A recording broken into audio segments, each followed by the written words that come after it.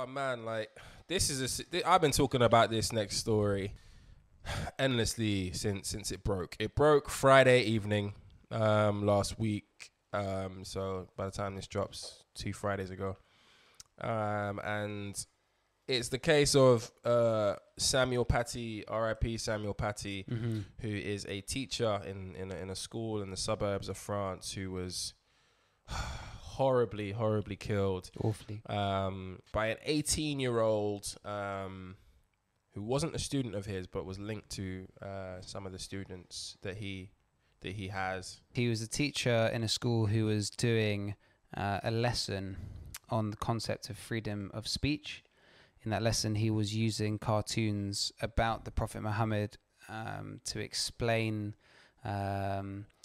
that in Islam there aren't any reproductions of the image of the Prophet or of God, and contrasting that against the Charlie Hebdo attacks in 2015. He was subsequently beheaded by an 18-year-old Russian immigrant of Chechen descent called Abdullah Aznorov. This bloke, Aznorov, allegedly paid a couple kids, 14-year-olds, 300 euros to identify the teacher. How this all came about was because a couple parents had confronted Samuel Paty, and videos of them expressing their discontent kind of went viral on Facebook in France, and Zorov found these videos and contacted some of the parents who were making them.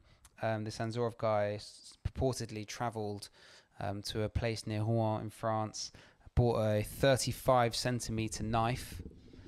So I don't know if all of you, man, remember your time in primary school, but that 30 centimetre ruler you had is a benchmark for how big this fucking borer was. And then he chopped man's head off. Yeah. The reason why we want to talk about this today is because there is a slight discomfort that I feel, and that I think needs to be spoken about. That discomfort stems from the actions that occurred in the classroom and what's happened after. Clearly, freedom of speech is something that, you know, many people live and die by. Certain countries have different views on that. Certain countries don't necessarily adhere to that. But in a lot of westernized countries, that seems to be quite a mainstay. Yeah. What needs to be absolutely clear from this Good and Terribly podcast is that we do not condone the death and the murdering of this teacher.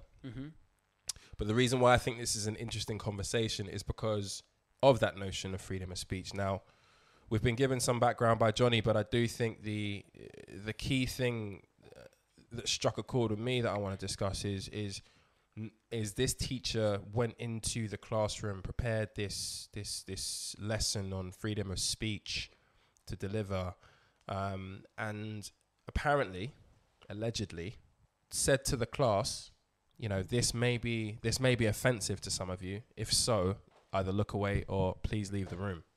Now, I personally think that if you are a teacher and you have a situation in which that is something that you even need to say, then maybe the question needs to be asked, could you have not potentially used other stimulus to hammer home that point of how important freedom of speech is to your country, the values that your country is built on, the foundations of the French fabric? Did you need to utilize a image that has not only caused a great deal of hurt for one of your biggest religious communities, but not only that, has already caused violence for the purveyors of it, for the people who have displayed it, the people who published it, and the people who have continued to share it? And what I mean by that is when that was initially released by Charlie Hebdo, there were attacks.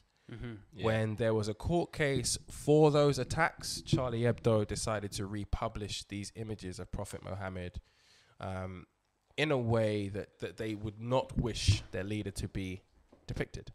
What is the gain deciding that at all costs you need to use that kind of stimulus to explain that there is a freedom of speech associated with your country? Look, for me, obviously there is no justification for killing a teacher. It's also worth adding that obviously this Anzorov guy does not in any way represent Islam, although he thinks he has made himself a martyr. He did not kill anyone in the name of Islam. There's no Muslim that I know who would ever defend what this guy's done. The thing that kind of gets me on this topic is that we went to school in London. We were taught about the importance of not producing images of the Prophet Muhammad. That's something that's very basic. If you grow up in an area where there are a lot of Muslims, you understand that that's something that they don't do in their religion.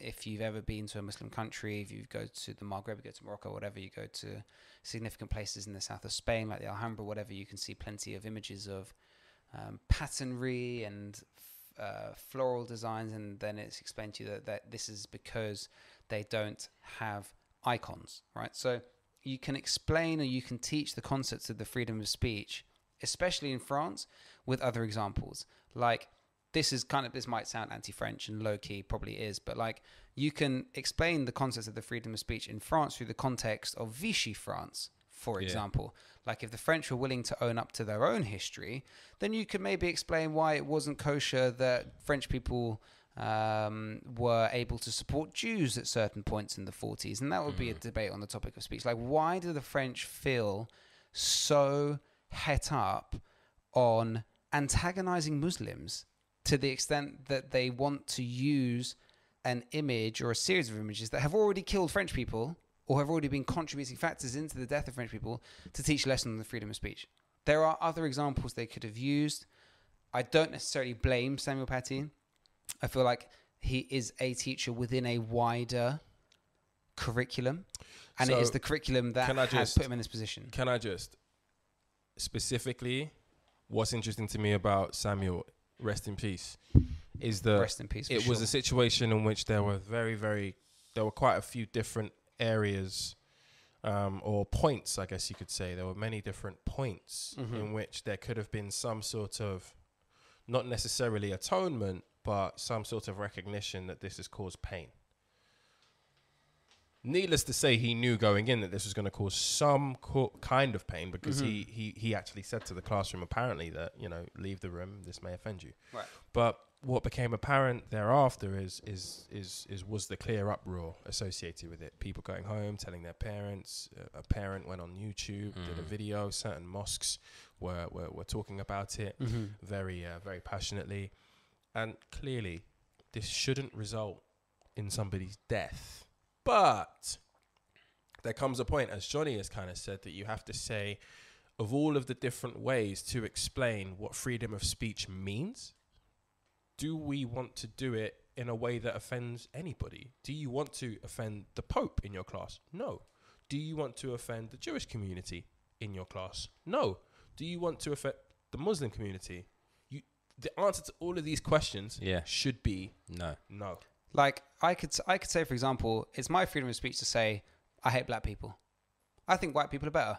You're going to have a hard time at this podcast. I'm going to have a hard time at this podcast. If you say that shit. But that's my, according to, like, this fucking bizarre French interpretation of the freedom of speech, like, fuck it. I think white people are better than black people. Like, no, that's not right.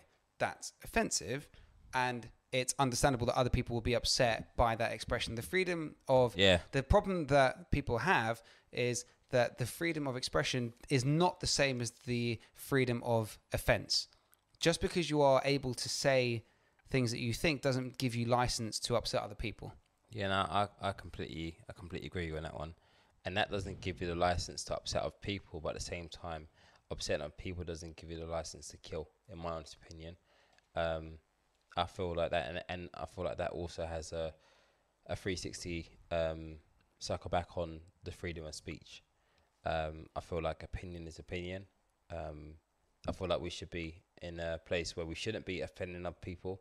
I feel very strongly about disrespecting other people's religion, because religion is belief, and belief is a way of life for some people.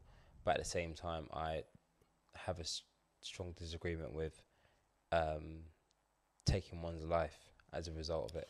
Yeah, and it's tough because like you can't explore a topic like this too deeply without the question being asked, are you justifying one's death? Like that's why at every point in this conversation I have to be very fucking clear. We do not condone this. This could have been avoided. It was a horrible, horrible thing. 100%. And clearly we have an extremist who did a very extreme thing. Yeah.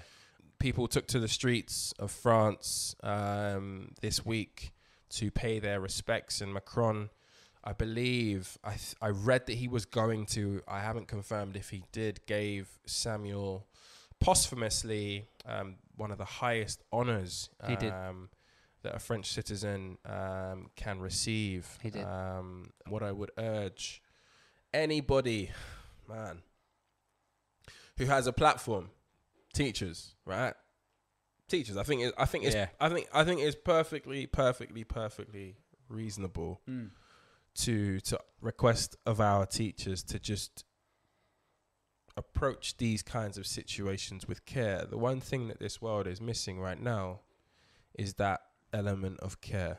People think that they can run amok and do whatever they wish based on however they feel at any given moment. Every action in these sensitive times that we're living in will have a reaction. So short of watching every single move that you make and living in fear or not knowing whether you're coming or going, what to say and what not, just ask yourself a question, which Samuel did. Is this going to offend anybody? And if the answer to that question is yes, it might, then pick some other stimulus. Pick another subject. Pick another image. Rest in peace, Samuel Paty, man. This is a really, really sad story. Amen.